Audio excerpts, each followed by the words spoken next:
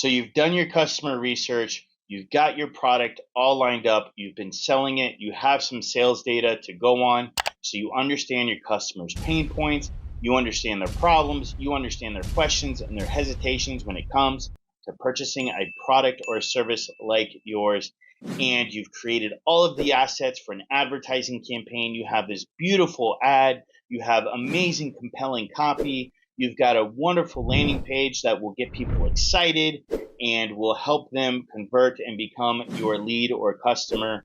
And you get ready to run the campaign and nothing happens. How do you know what's wrong and what do you do about it? Well, the first thing you need to know is how to identify when an advertising campaign has actually failed or when it's just not working to help you grow your business, get leads, get more customers. And so it's really kind of obvious, but let's go through these items right here. The first thing is going to be that it's not going to get a lot of engagement. So maybe you've paid for the ad, it started to run, and no one's liking, no one's sharing, no one's commenting on it. That's a pretty good sign that people just aren't interested in the ad itself. Maybe you're not getting a lot of clicks. Okay, so that would be the second thing. You're not getting a lot of clicks on the ad. The third thing would be that people are clicking, but maybe you're not getting a lot of visitors to the landing page or the asset, maybe the messenger form, whatever it is that you have attached to the ad that's there to provide information and convert. You're not getting many visitors there. Or maybe you're getting visitors to your landing page, but they're not taking any action. So they're not becoming a lead. They're not scheduling a call or a consultation, or they're not purchasing your product or service. These are all signs that your advertising campaign just isn't working, and here's what you should do about it. So the first thing you want to do is you want to identify the gap in your advertising flow. And so I kind of just talked about this with, maybe you're getting clicks on your ads, but no visitors, or maybe you're getting visitors, but no conversions. You want to look at exactly where in the process that people are falling off. If people are not engaging with your ad at all, you're not getting any clicks, maybe the ad campaign is just not even spending, then you have something wrong initially with your ad. You wouldn't go look at your landing page and start fixing things on your landing page because people aren't even getting to it. So you would want to look at your ad and say, okay, great. What can we do better here? What's off? Maybe it's the targeting, maybe it's the messaging, maybe it's the creative. You got to look at all those kind of things.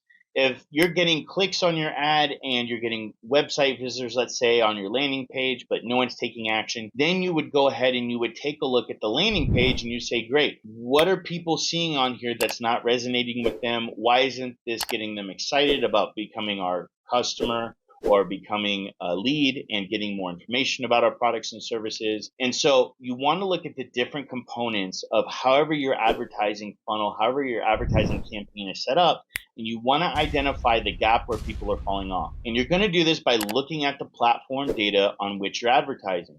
And so you're going to be looking at the clicks, you're going to be looking at website views, you're going to be looking at form submissions if you're running a web form or a landing page. You're going to be looking at all those different pieces of the data. You're going to be deciding, okay, there's a big drop off right here. And so this is the asset that we need to look at right now. So now that you've identified where the gap is, where people are losing interest, or where they're just clicking off for whatever reason, you're going to go ahead, you're going to stop your campaign right away. The reason is because generally when you start running advertising campaigns, you're going to get the most activity and everything in the beginning. Some advertising platforms, some campaigns can actually pick up steam as they start going. But if you're not getting really good clicks, really good engagement, or, really good website visitors or conversions within the first couple of days, and again, this is general, it depends on your budget, how long you're running the campaign for, so on and so forth.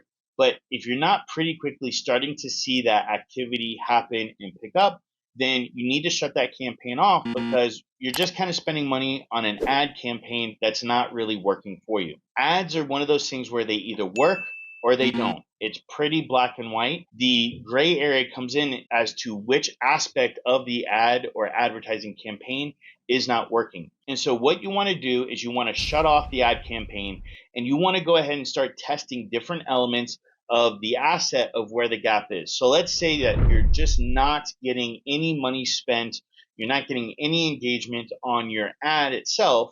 What you would do is you would shut off the ad you would take a look at the ad and you would pick one element to create variations of, and you would just test that one element. Okay, this is the testing process of how you test different marketing and advertising components in your funnel. And so what does that look like? Well, let's say you have a copy and you have an image, right?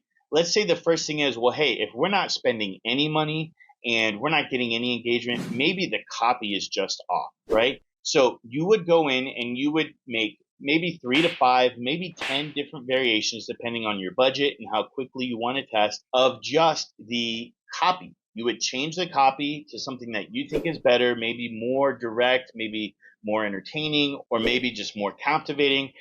And you would go ahead and make those changes, and then you would run the campaign again with those different tests. Then you're going to run that for a short period of time, and in that short period of time, you're going to see which variation did best. And then that's the variation that you're going to run with. And now maybe you pick 2 or 3 just to continue testing, but you're going to pick either 1, 2, or 3 of those to then move forward with. The next thing you want to do is take that 1, 2, or 3 winner, probably just the best one that worked. If you need to, if it's not performing as good as you want it to, you need to take a look at the next element, and then you would do the same process again. Now, what you can do in the beginning of a campaign is, if you have a pretty good idea of your audience, your messaging, and that you know your product or service is a good fit for your audience, then what you might do is you might start off creating multiple different ad sets that are testing the same thing. So maybe you make an ad set that has the same image, but maybe the copy is different. And then maybe you make an ad set that has the same copy, but the image is different. Maybe you have an ad set that the copy and the image are the same, but then maybe the call to action is different. And so really, depending on your budget, how your team is structured, how much of this you can do, you can really test a lot of elements very quickly in a very fast-paced time. Now, just keep in mind, anytime you change any element, you're going to be testing a new piece of data. Okay, so if you have those 3 different ad sets, you take the winner from each, you can put them together, and the ad campaign can still fail because maybe those 3 elements together don't really work.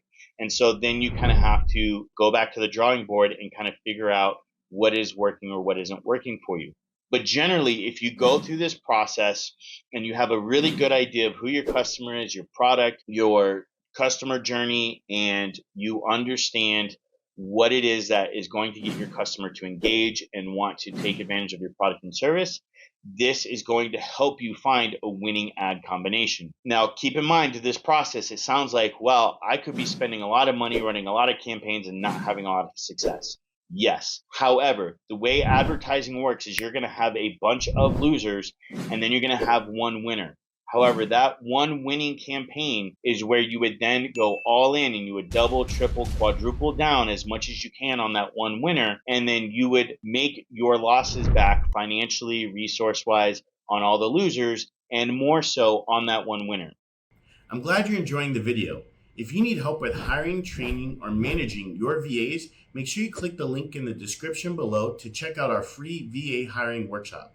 If you need one-on-one help with me, click the link to schedule an appointment to see how I can help. Now, the next thing you need to keep in mind is, now that you have that one winner, typically that one winner is not going to last forever.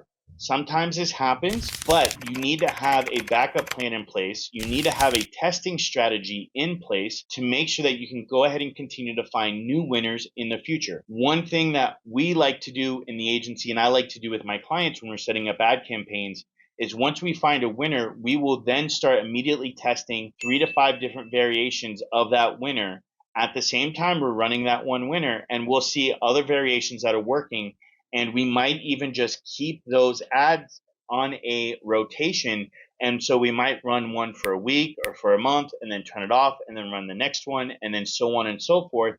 And so we can actually cycle through the same ads over and over, but they stay fresh because the audience isn't seeing the same exact ad over and over and over. And that's how you get something that's called audience fatigue. And just real quick for you, audience fatigue is when your audience just gets tired of seeing the same content over and over, and they stop engaging with it because they already know what it is and they can just ignore it. And so that's pretty much it, guys. It's really simple in concept, but it can become pretty complex when you have all these different elements that you're testing. Big advertising campaigns, companies are spending millions of dollars on ads. They will even go down to the micro of testing different colors, for words and different fonts and things like that. I think as a small business owner, that is definitely overkill. Maybe if you have a campaign that's really, really working for you and you have the additional resources, you have the additional time to test that kind of creative, absolutely go for it. Any kind of data you can collect is better than none.